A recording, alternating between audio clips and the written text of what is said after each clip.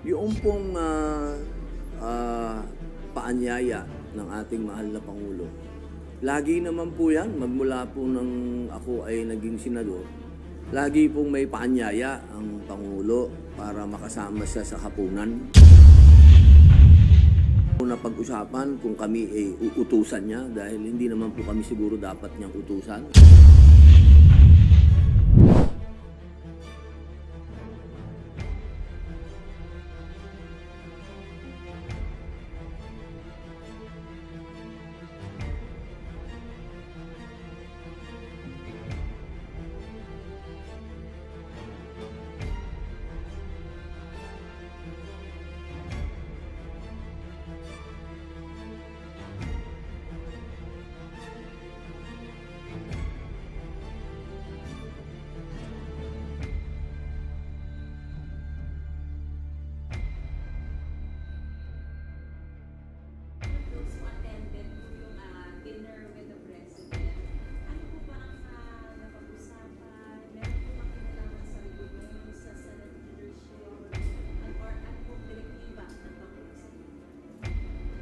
Direktiba. Ba, hindi niya pwedeng utusan ng senador. Magkahiwalay kami ng ano lang yun. Una, bismillah. A'udhu billahi minash shaitanir rajim. Bismillahirrahmanirrahim. Alhamdulillah rabbil alamin.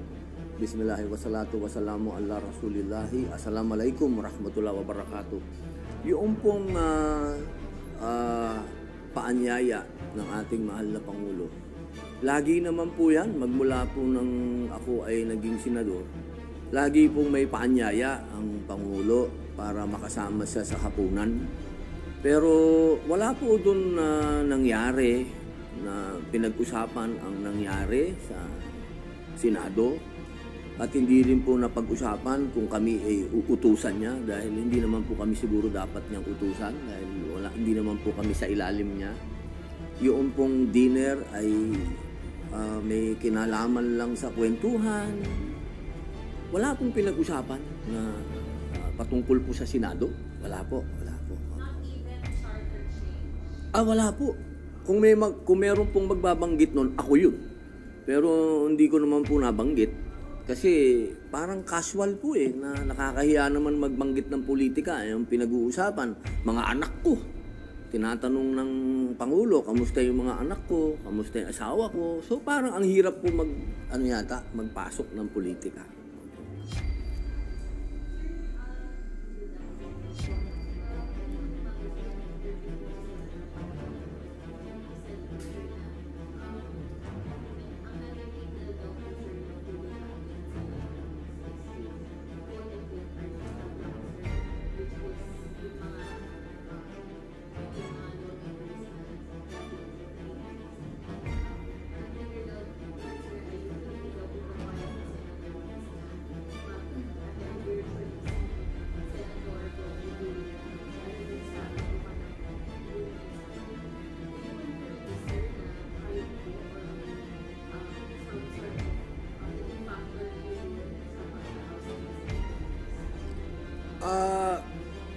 Una sa lahat, wala akong reklamo kay Senate President Migs as Senate President. Wala akong totohanan sumusunod ako dyan Okay naman si Migs.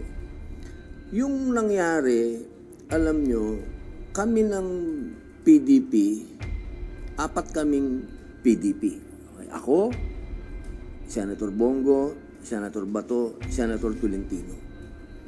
Kami ay isang partido, kaya ang boto namin ay isa lang. Naiintindihan ko si Senator Bato kung bakit nagkaroon ng naging emosyonal siya sa pangyayari. Kasi talaga namang para sa akin, at alam ko naman yung nangyari dahil ako ang acting presidente ng PDP. Alam ko kung ano yung nangyari sa aming block. Sa aming block kasi, hindi pwedeng maghiwa-hiwalay. Kung ano yung boto ng isa, dapat yun ang boto ng lahat. Kaya nung kinausap namin si Bato, wala naman siyang nagawa.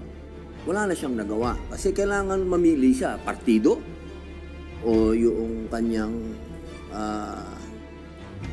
matatawag natin na pakikisama kay SP, mix. Siyempre, nanaig yung pagiging party man niya. Kasi yun ang adhikain ng PDP. Kailangan sumunod ka sa sinasabi ng partido. Yun po ang napagdesisyonan namin. Kaya yung artista block o anong block yan, hindi po. Partido po namin ito ng PDP.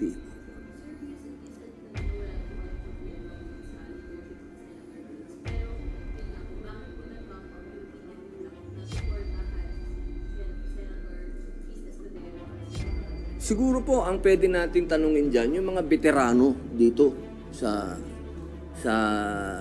Senado. Kasi kung ang ganyang mga hakbang, hindi po yan pwedeng mag-umpisa sa amin na mga neophyte. Ano? Siguro sinabi naman din po ni Senator Chis Escudero, yung ating SP ngayon, na sinabi naman po niya na siya talaga ang nag-umpisa ng mga hakbang, siya ang kumausap sa mga senador. Opo, kaya siguro po sila na lang po ang tanungin natin, yung mga veterano po dito.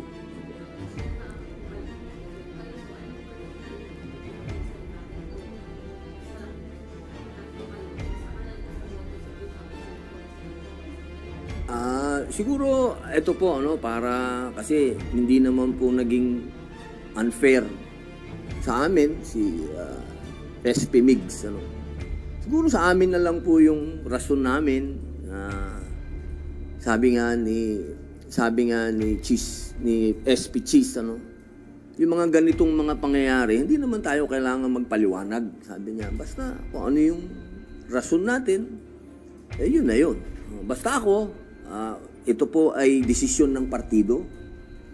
Hindi po ito isang desisyon ng isang tao. Kung ano man ang sana ang hinihingi namin, wag naman masyadong kawawa naman si Bato. Kasi wala namang kasalanan si Bato. Si Bato sumunod lang sa partido.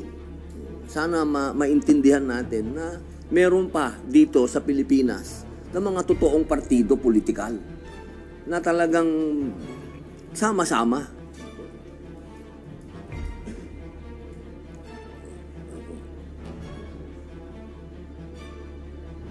Yung pong paanyaya ng ating mahal na Pangulo, lagi naman po yan, magmula po nang ako ay naging senador, lagi pong may paanyaya ang Pangulo para makasama siya sa hapunan.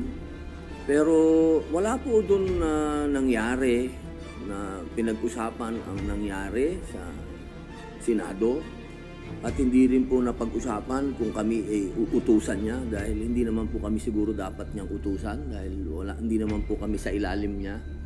Yung pong dinner ay may kinalaman lang sa kwentuhan.